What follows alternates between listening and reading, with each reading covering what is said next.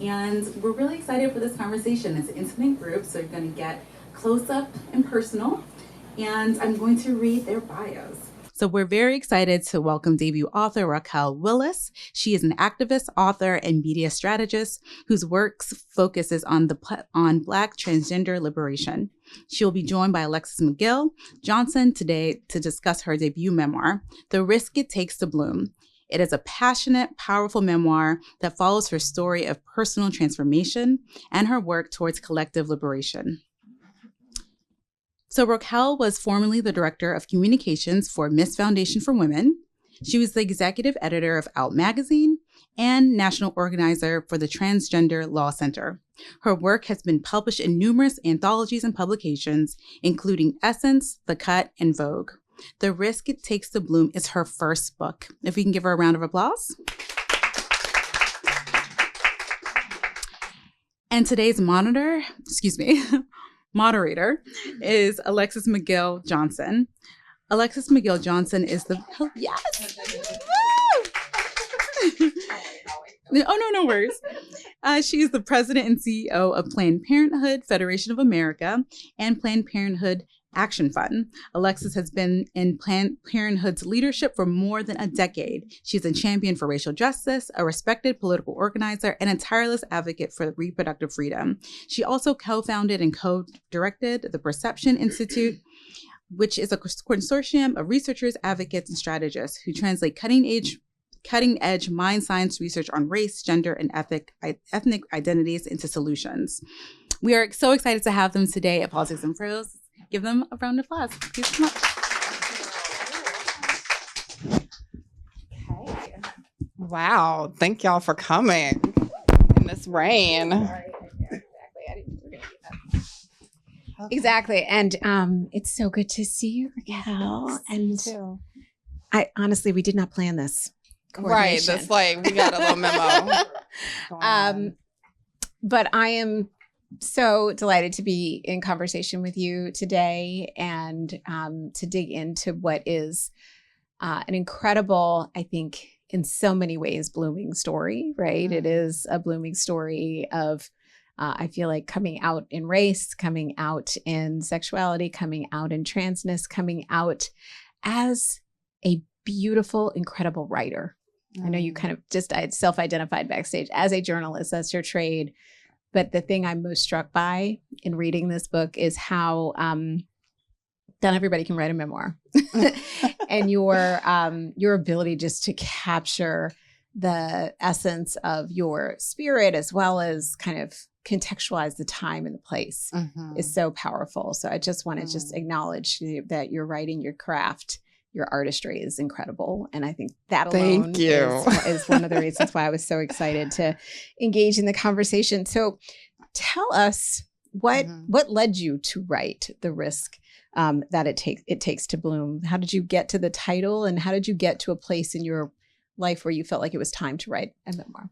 Yeah, well, like you said, I started out in journalism, but I also came into my transness in particular at the University of Georgia.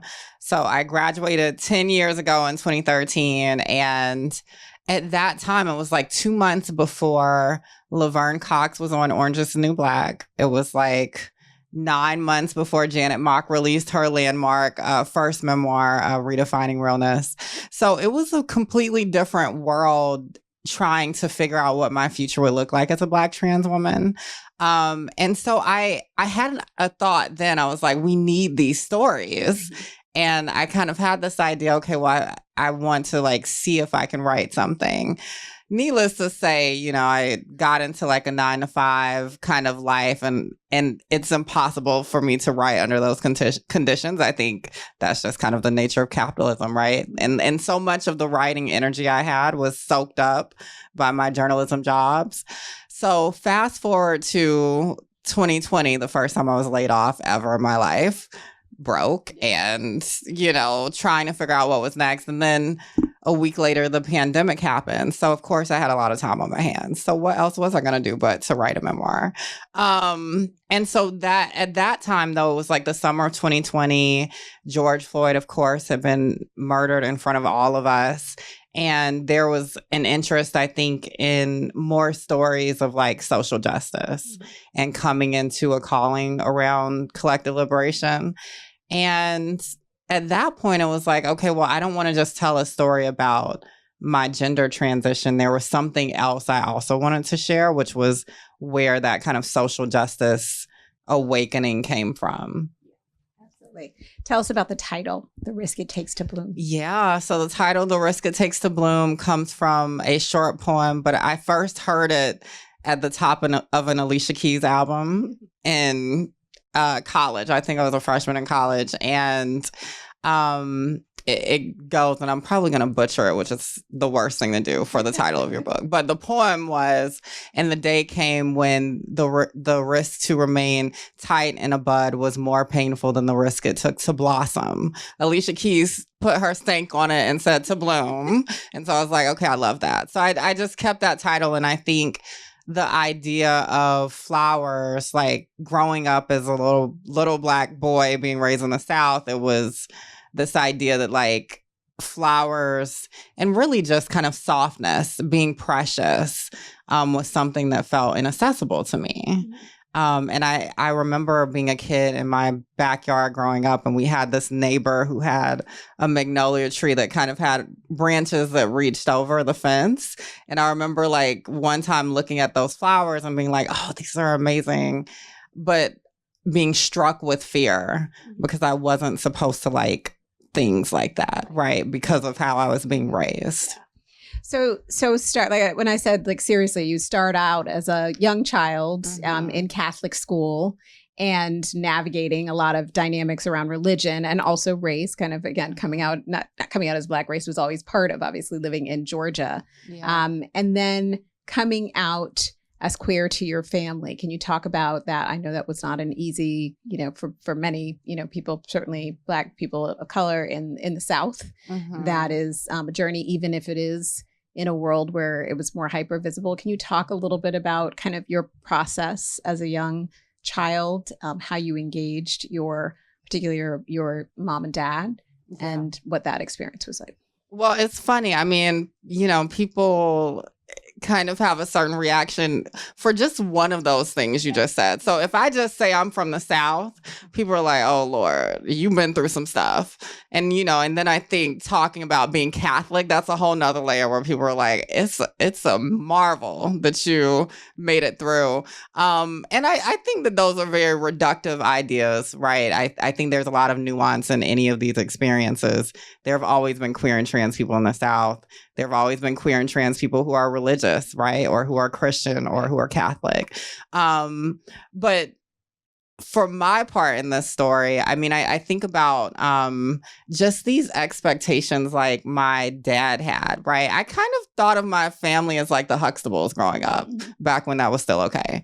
And my parents were like, middle class, they were professionals, all of that.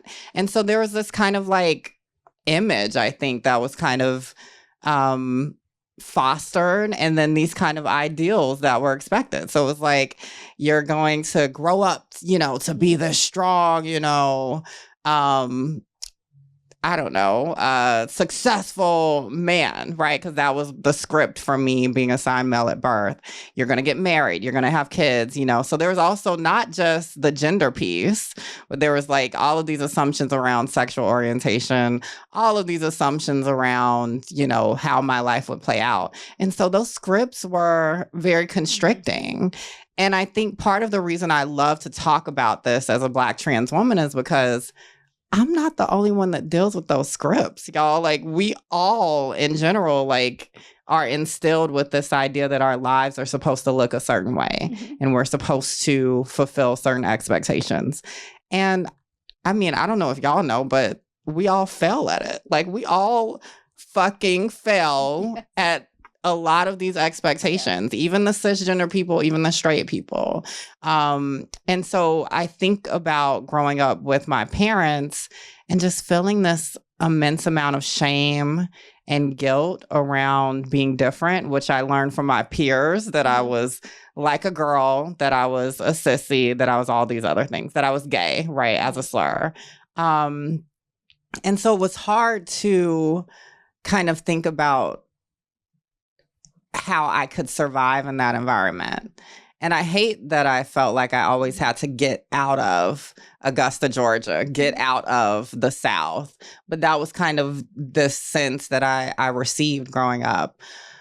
Came out to my mom at 14. I was like, let me just tell her, because maybe she can be on my team and it'll help with my dad. Because my dad was like the gender enforcement in my life for the most part. It was fine. But then when I told her I wanted to come out to my dad and just like really just get it over with, you know, I was like, I don't want to wait until I go off to college, because who knows how much more difficult it would be to try and heal any fissures in our relationship. Came out to him. It was not the best experience. So what did your mom say to you when you told her? Because she was an ally initially, right? In the conversation. And you said that you wanted to speak to your father as well for this very reason. And what was her advice to you? Her advice was to hold that truth until I graduated from high school, because she thought it would make too volatile of a situation of our environment at home. And so in the book, I kind of deal with the nuance of like betraying that commitment I made to her, but also feeling betrayed by her, because when I did tell my dad, she kind of acted a bit like she didn't know what was going on and wasn't there to defend me when his reaction was bombastic. Yeah. Yeah. So, and that loneliness, right? I mean, you know, bombastic, he smashed a chair, your brother said, you know, horrible things, but, you know, they're all grappling with a shift and a change of who they've known. And even if they may have known that you're grappling with an identity in a restrictive environment in that way, they still, you know, had a vicious reaction. How did you handle that? How did you navigate that? And thinking back, like, what's the kind of advice you would give to someone? There are many who are going through that right now. Yeah. Well, my reaction was to, I mean, I guess what I would call one of my little protests in the book. Because I had these little moments throughout my early childhood where I was like, okay, you're not giving me what I want, so this is how I resist a little bit. So one of those little protests was like, I want to grow my hair out, right? Because that was one of the ways I could affirm my gender. So another protest came after my dad's reaction, and I gave them the silent treatment. Like I'm like not talking to my parents, and clearly I like to talk. So that was a big thing. And I think they kind of got the hint over the next few weeks or so. But I kind of wanted to give them a dose of what they were asking for. They were asking for me to be silent about who I was. And I think it had an impact, because my dad later kind of came back and, you know, he didn't apologize really, because like Black parents in the South don't know how to spell apology, but in general, but he did tell me that he understood that I was going through a really difficult time, and that his initial reaction wasn't quite what it needed to be. So that was soothing for me. An opening. It was an opening, right? And it was vulnerability. And so I guess my advice for folks in situations where they don't feel like they can fully be themselves, particularly around queerness or transness, is find community where you can. For me in the early 2000s, for better or worse, it was like in Yahoo chat rooms and on teen forums and all of that, because I didn't physically have people in my life that I could like bounce off of. I think it's finding media that speaks to representation, who you are, representation. So for me, it was like books. There was like this fictional series called The Rainbow Boys. You can assume what that's about, but I would go into Barnes and Noble and like get those books, but I would have to get another thing so I could hide the book. And so, you know, I think the media piece is important. And then I think the boundaries piece is important. Say more about boundaries. I think one of the things that I was able to do, and maybe in part because of how my parents raised me to be an independent thinker, right? So that was kind of the saving grace. Maybe it came back to bite them and then you know what, but setting boundaries around what kind of treatment you're going to tolerate. Yeah. So I later on had to have conversations with my dad about, okay, I've shared this truth with you, but you still kind of use language that assumes that I'm going to have this like straight life at that point. And, you know, it's like, can we just not, we don't have to feed the delusion. Like, I've already shared this truth. Like, I'm queer. So, and I think he heard that, right? But I think that boundaries piece is important. And a lot of people will be dealing with needing to set some boundaries at, you know, dinner tables, Thanksgiving table, in the next few days. And, you know, I think it's about, making decisions about what you're willing to tolerate and what you're not. Yeah.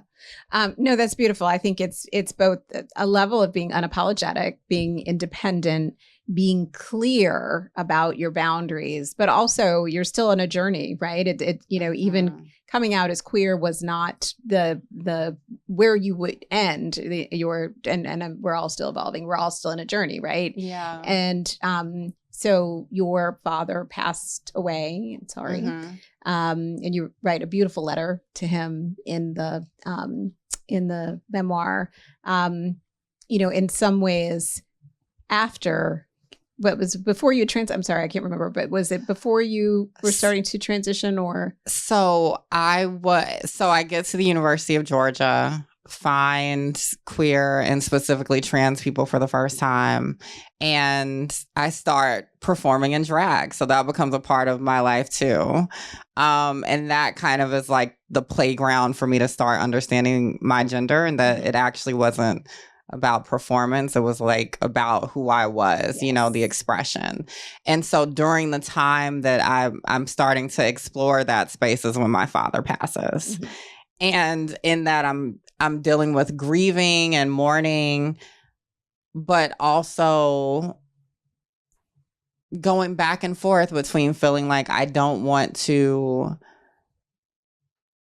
shred up his legacy because there's so much about legacy that we don't talk about enough, especially in terms of like Blackness in the South and the family, and not wanting to bring shame on the family. There's stigma. There's stigma, especially for queer and trans people.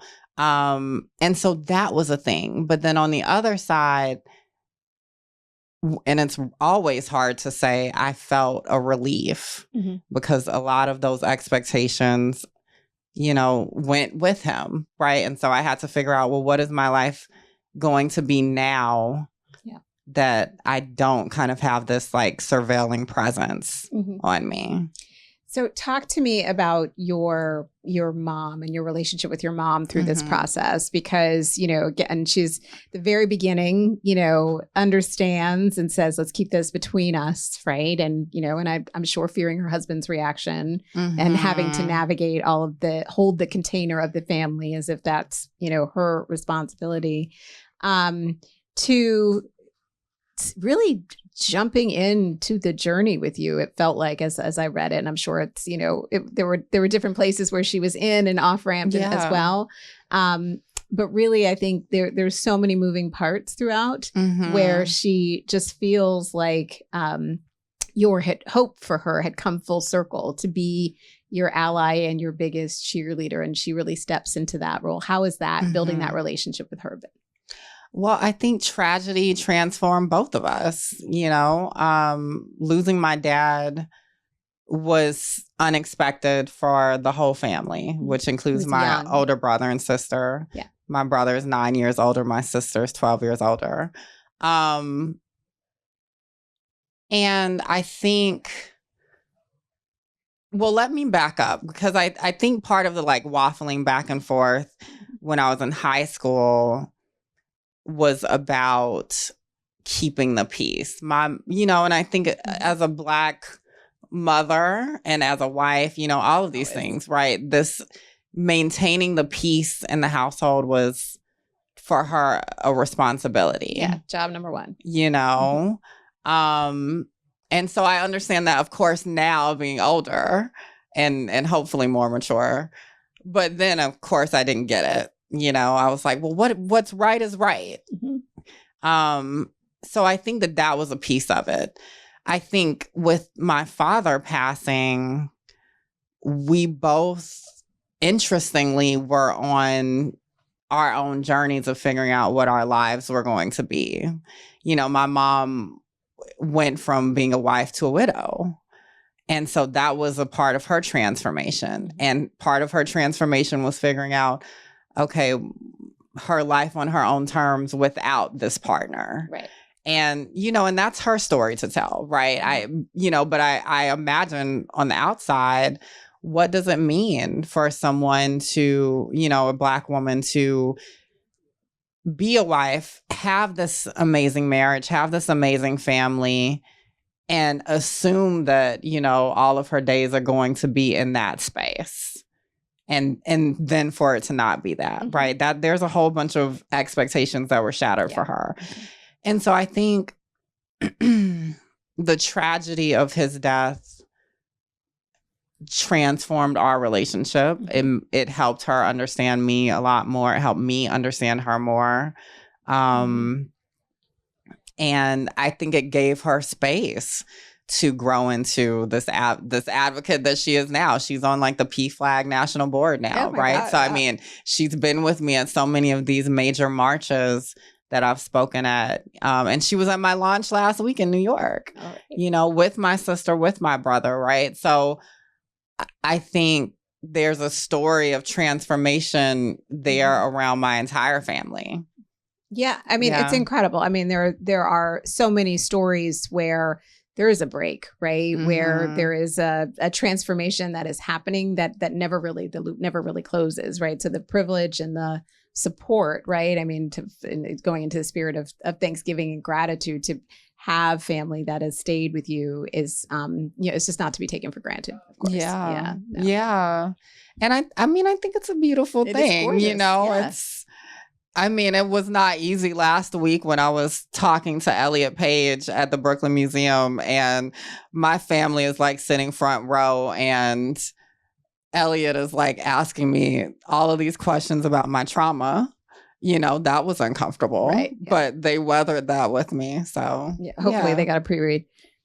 Oh, yes. Oh, yes. No, they knew everything that was coming out in this book. So, okay, let's pivot to your career, because you joining was the Chronicle was your first gig in the summer of 2013. How did that that feels like another big pivotal moment for you, kind of through your journey? Tell us a little bit more about the context of the time and, you know, how it impacted you. Yeah. So my first job out of college. So I was dealing with a dynamic personally of being very out from 14 to like 21 as queer/gay and then as trans on campus. But then graduating in 2013, I was like, there's no way I'm going to be able to have a career and be open about my transness. So I kind of went, as we say, stealth in community in the closet. And I was not out in my first job as a newspaper reporter in Monroe, Georgia, which was even smaller than my hometown of Augusta, Georgia. And the context there was, this was like, obviously not Trump era, but it was like Sarah Palin era. So it was like wild. Precursor. It was the precursor to that kind of red rising. So it was a very small conservative environment. And I would have this weekly column where I could write about anything. And so I was always like, okay, I can't be out, but I'm going to push the envelope as much as I can. So I would write about like rape culture. I would write about like why everyone needs to be a feminist. I would write about Indigenous Peoples Day, you know, and people were like really mad about that one because they love Christopher Columbus, honey. Don't come for Christopher. In Monroe. And I would get hate mail. You know, I would have these like old conservative white men being like, you're just the naive, liberal, college educated girl and all of this stuff. And on one hand, that was very affirming because like, thanks.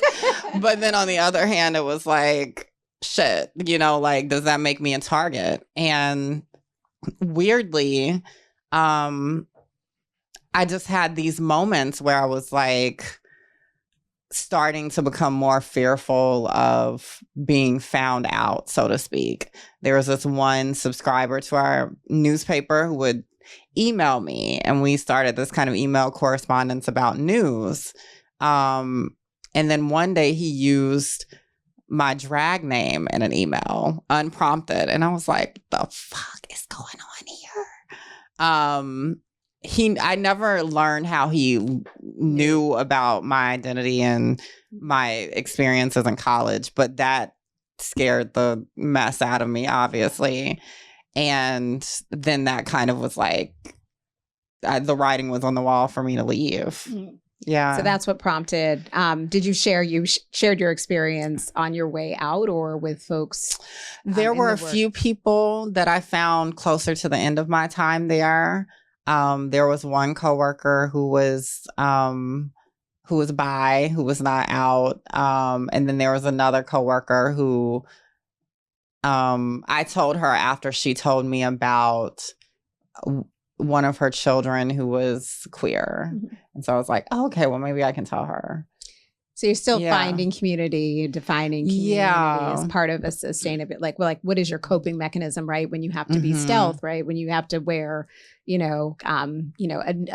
multiple layers of code switching, right? Yeah. Multiple layers of trying to navigate dominant spaces, and still be true and authentic to yourself, because you are not, if anything, you are not a shrinking bloom, right? You are like this bloom that I can just imagine trying to blossom and still being contained and fighting that containment. How do you cope in those? What are your practices for helping navigate that?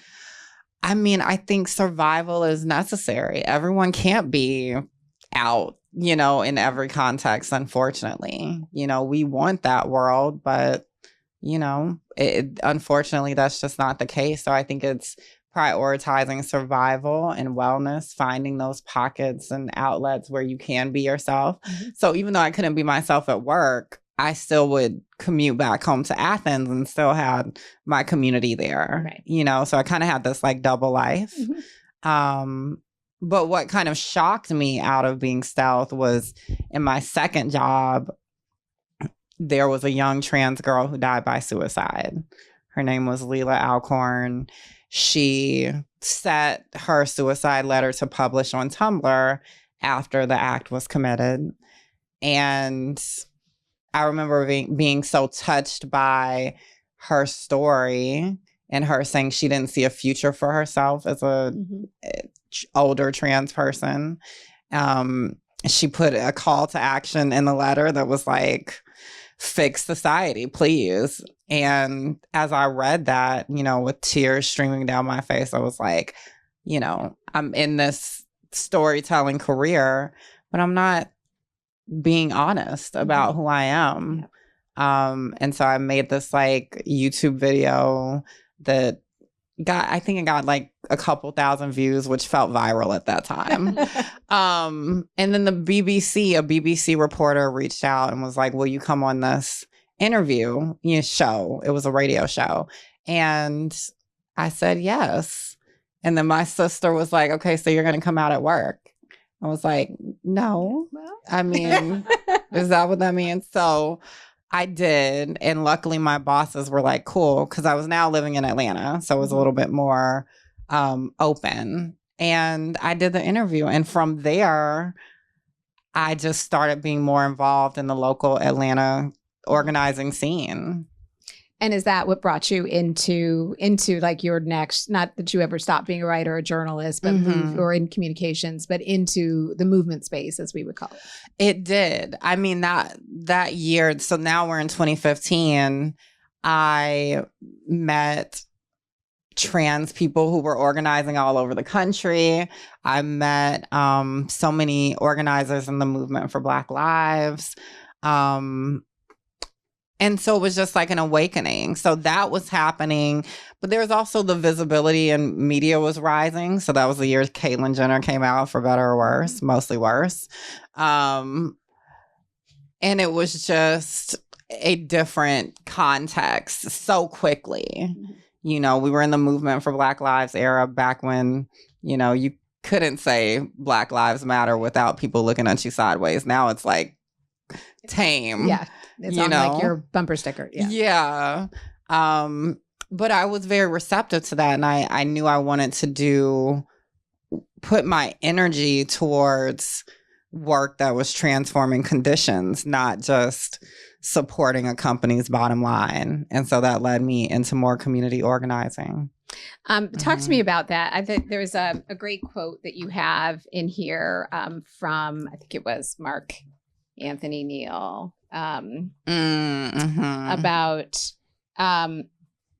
this period of time where he is documenting again. I want you to like talk to me about the kind of the conversations that were happening in the gathering around movement for Black lives and incorporating like true intersectionality, what that experience looked like. But I'll read the quote first, which was, "For a gathering that up to that point had set its sights mostly on external forms of oppression, it was a revolutionary moment of inwardly focused accountability, community building, and course correction.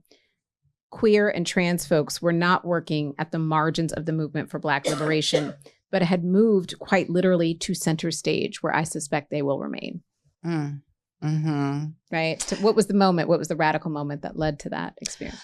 So in 2015, in the summer, it was like we had this huge national convening in Cleveland. And it was the first, and to this day, only national convening for the movement for Black lives. So it was like it was thousands of folks.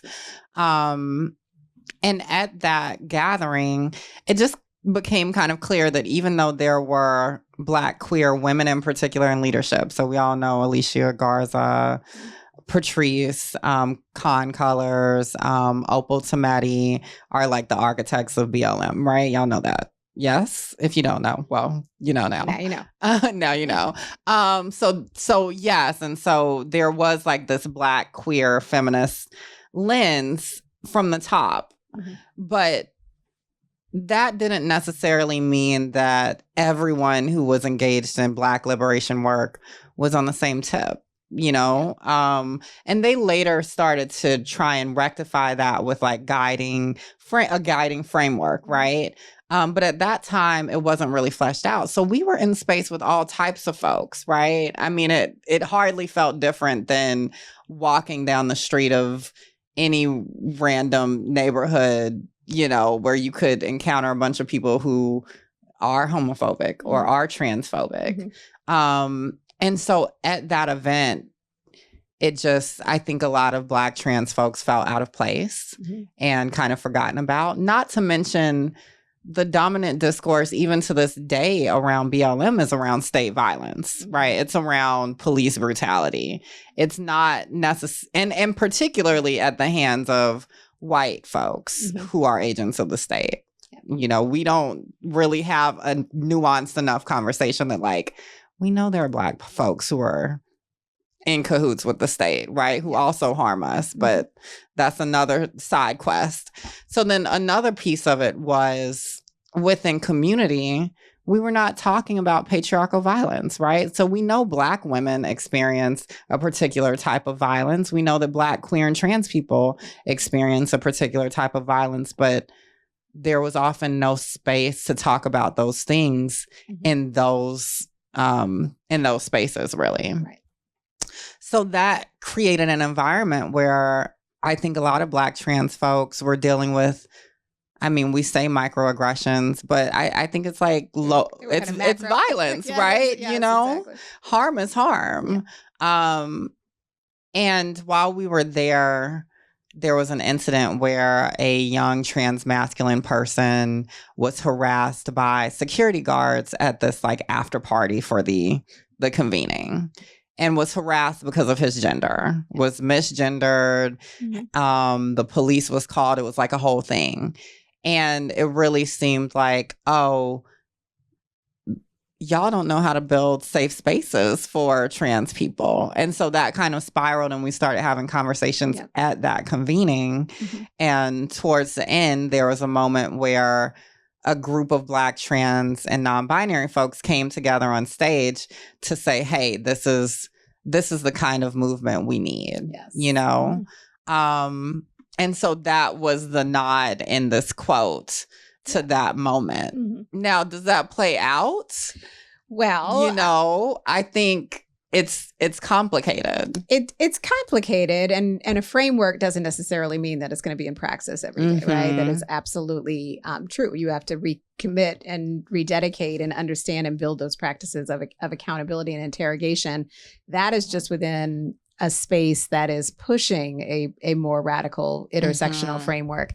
And then there are other spaces that talk a lot about radical intersectional frameworks that don't necessarily understand what it means to operationalize that framework for the safety and belonging of communities. And that's bringing me to the opening of your book. I think in the first, your prologue, you're talking about an experience you had at the Women's March in 2017, all buses, you know, here in DC. Everybody's got on their pussy hat. Everybody's got on their uterus hat. They all got all the hats on. You know, I mean, I was there as then a board member of Planned Parenthood. It was among the whitest spaces I had been in a long time in that kind of massive space. But there was incredible representation on the stage and in the community and conversation. And yet you stood on the stage and the dais with all of the amazing bold-faced names as a bold-faced name yourself in front of an audience of thousands. And you were speaking and you were getting to the heart of your message, which really is kind of a declaration of this framework, this kind of what it means to operationalize this framework. And your mic gets cut off by the organizers. And they're like, you run out of time, you've got to move on. So when you look back now, you finished the story, part of it in your and great advice that you got in the book. I'd love for you to speak to that.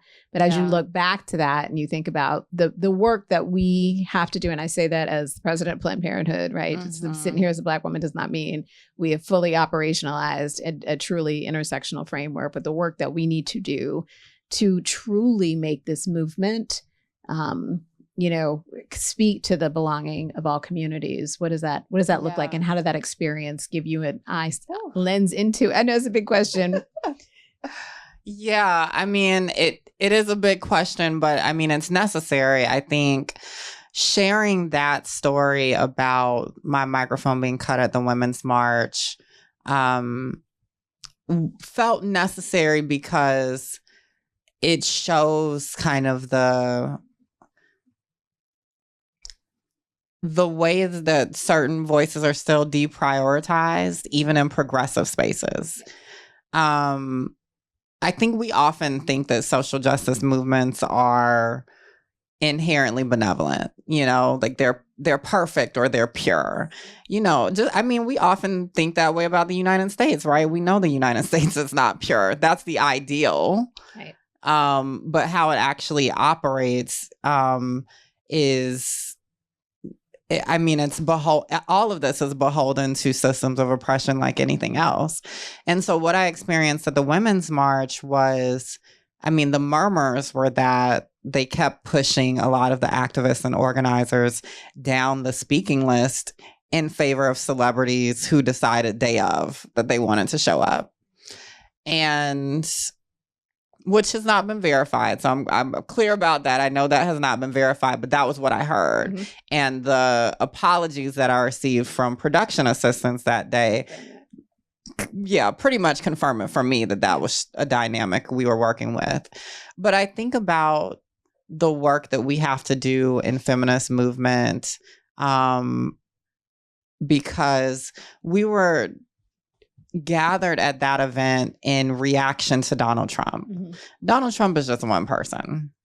You know, he is not creative enough or brilliant enough, obviously, to come up with white supremacy or to come up with misogyny or the cis heteropatriarchy or any of these things, right?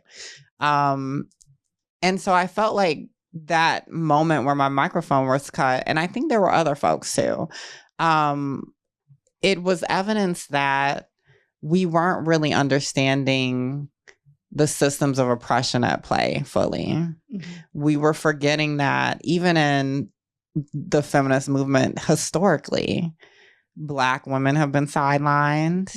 I mean, going back at least to, you know, people like Ida B. Wells Barnett, you know, and the ways that people like Susan B. Anthony and Elizabeth Cady Stanton turned their backs on the fight for Black suffrage, right? Because they felt like there was scarcity. And if Black men in particular can vote coming out of enslavement, then they were going to have their rights curtailed, which was true, right? There is a truth there.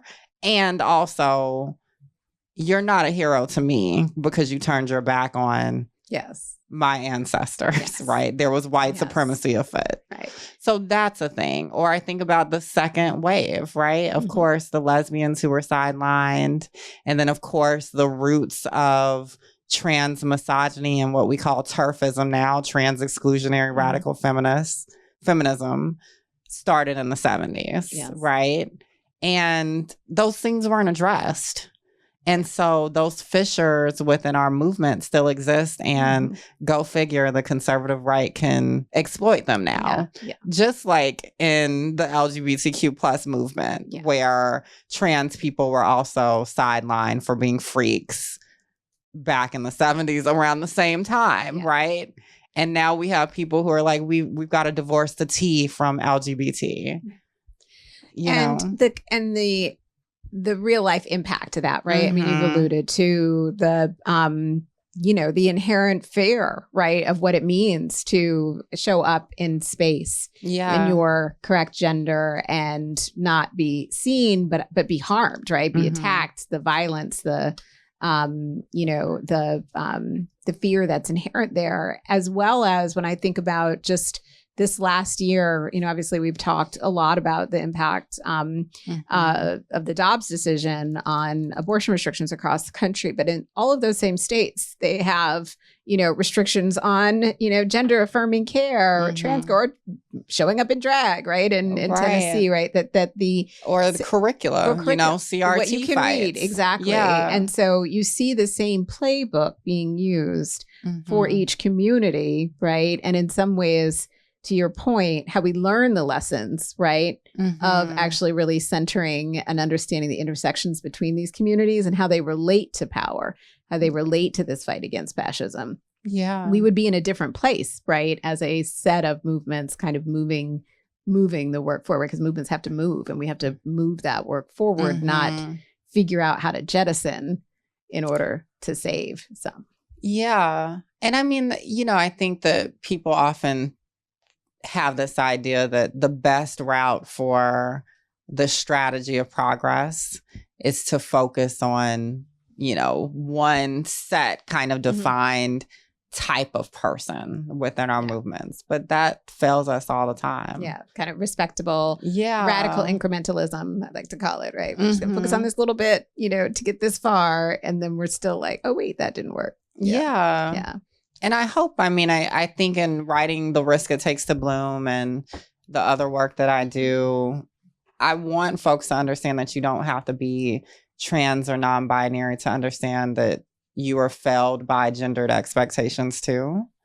You know, that for boys and men who are told they can't cry, which is like, or be sad or have certain emotions, which are just a part of being human.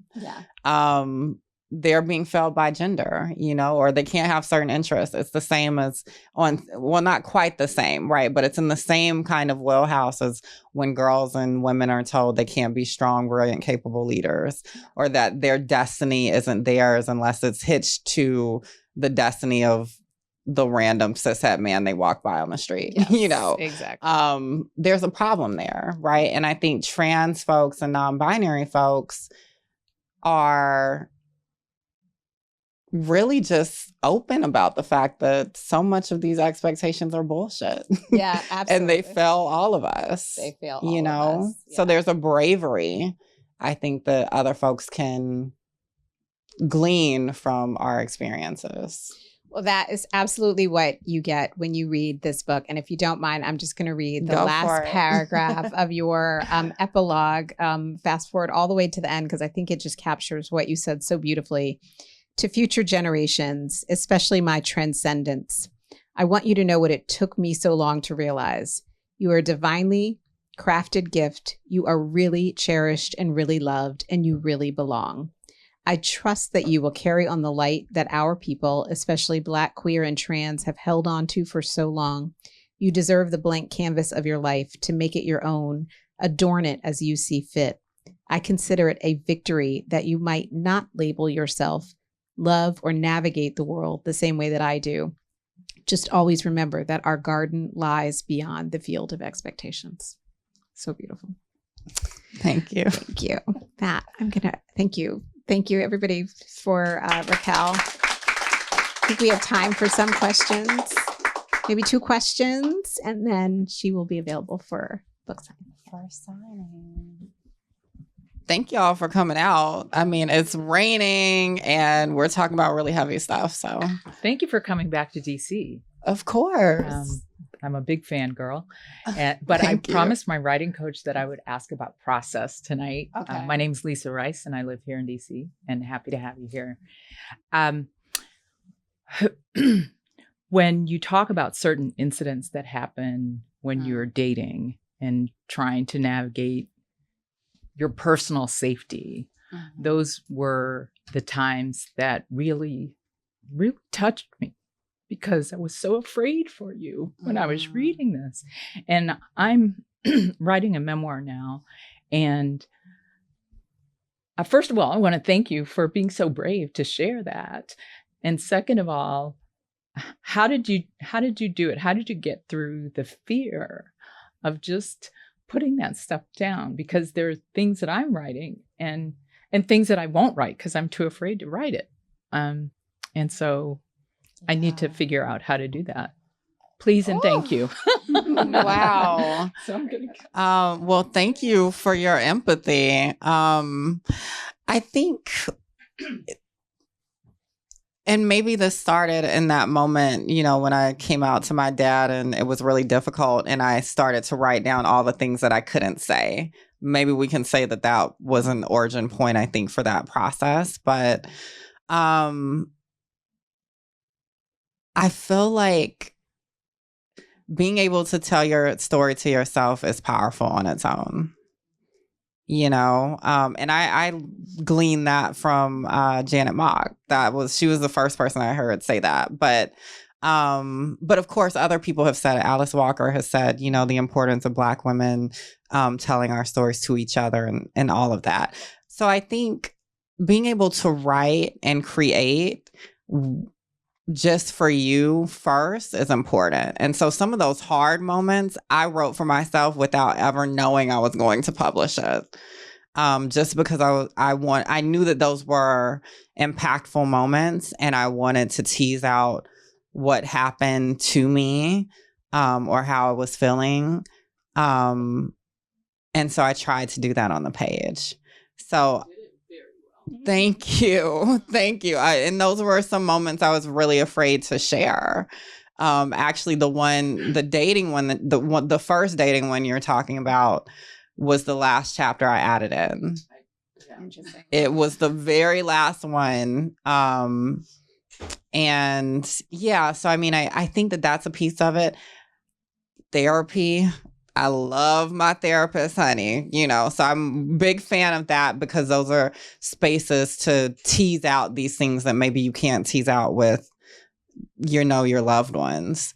So that's a thing. And I think for me as a media strategist, some of the decision is about, well, what kind of interventions do I want to have in the dominant narrative that's out there? Because that's also a piece of it for me. And so one story where I'm talking to this guy who basically threatens my life,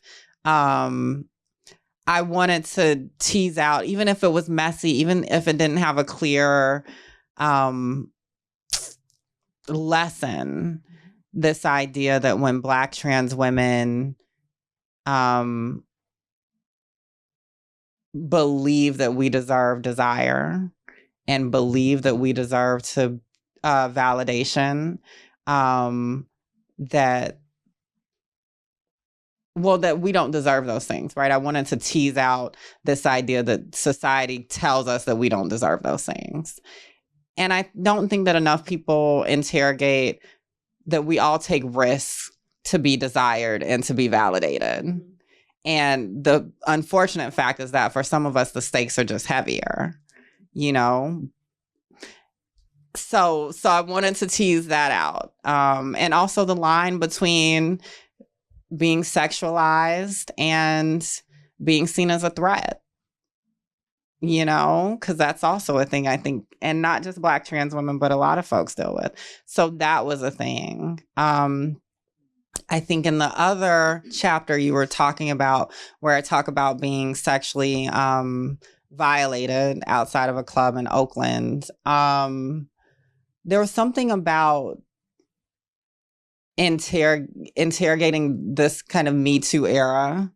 Well, I don't even know if we're still in the Me Too era, you know, but we haven't really had discussions around the fact that so many folks beyond just kind of cis het women in particular, experience sexual violence and harassment. And so I wanted to share that experience and also, again, process what that violation felt like on the page, give myself permission to say that that was harmful. So there were a couple of things that worked there, but a lot of it was figuring out how to tell the story to myself first and processing what I had been through in therapy and, of course, with people I trusted. Because I think that healing piece is the most important thing. Well, thank you. Yeah. Okay, thank you. Inspiration. Thank you. Thank you for coming. Oh, are you? Oh, okay. Asking a question. I've got a question. Of course.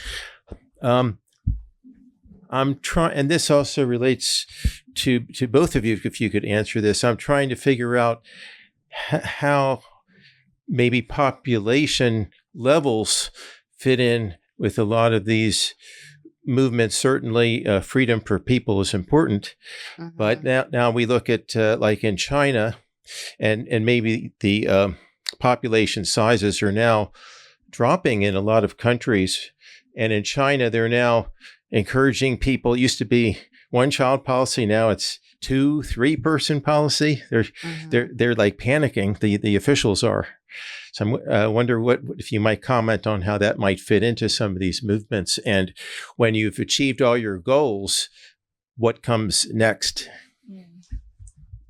Why don't I take the first Go part? You for take it. the once you're bloomed question. Okay. You know, I think the fight that we are naming is the fight against fascism, right? It's a fight against authoritarianism. It's not about population control. It is, you know, there are more countries, US included, that are moving towards authoritarianism than are moving towards democracies. And the first thing you do when you are pursuing authoritarian agenda, right, which is also wrapped up in white supremacy and patriarchy and misogyny, all the things we've been talking about, is try to control population, right? To try to control gender, to try to control gender expression, to try to control bodily autonomy.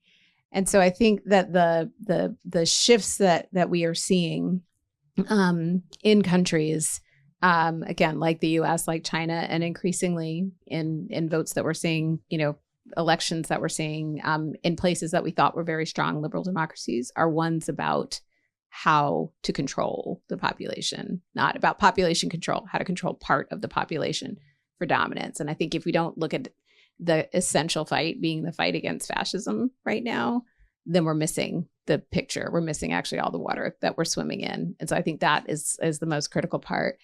But once you have bloomed, what is next as you bloom?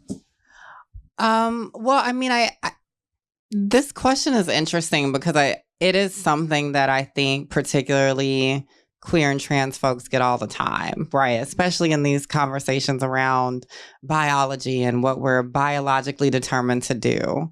But I think, to your point, we should be building a world where we can all have bodily autonomy, of course, agency, self-determination, right? Not just follow scripts because we're told to follow those scripts, right? Which is also feeding into the authoritarianism of it all. But I also think that when I think about the divides within our society, I mean, we have to be talking about joy. We have to be talking about pleasure. We have to be talking about romance and how we can build all of those things in our lives. Yeah. And unfortunately, I mean, this is just one slice of it, but if we don't take a crack at these gendered expectations, those things are going to continue to dwindle. Mm-hmm. I mean, every day on Twitter, right? Or excuse me, the platform formerly known as Twitter.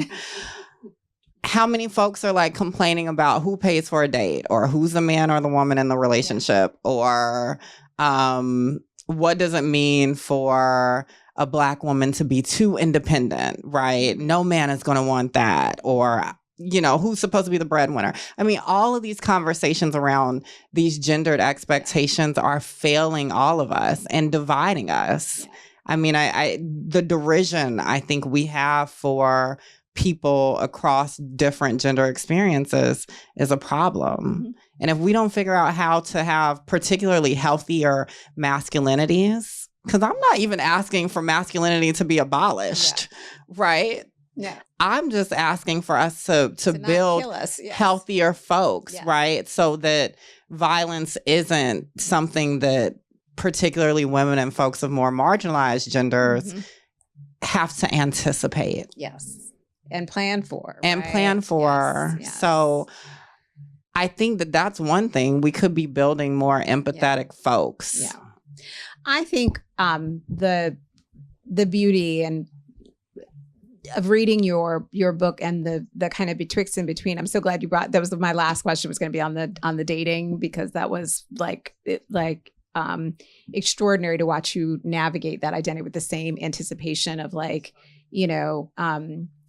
so I really appreciate you naming how intentional it was and what boundaries you were and expectations you were trying to push, even in the conversation that you have with Damon, Dick. I can't remember. It's an alias, so it doesn't matter. I'm not trying to get sued. So 100%. But I think it's also, this isn't a story of trauma. It is a story of joy, right? The balance that you strike, even in each of the situations that you're helping us kind of navigate, whether it's the workspace, the relationship space, the kind of movement space, the fulfillment space, it all does kind of get balanced with the joy and the joy of finding the bloom. And I just think that is something that I know I took away from it, that, you brought us through, the most intimate parts of your life, and you shared them with us. And then you also kind of on the other side of it gave us joy and hope and empathy. And it's hard to do, particularly in these times. And so with that, I just want to thank you, express the gratitude of all of us in the audience for you and all of your work and continued success. And I know you're going to be around for books and conversation, but please give it up again for Raquel Willis. Thank you. Thank y'all.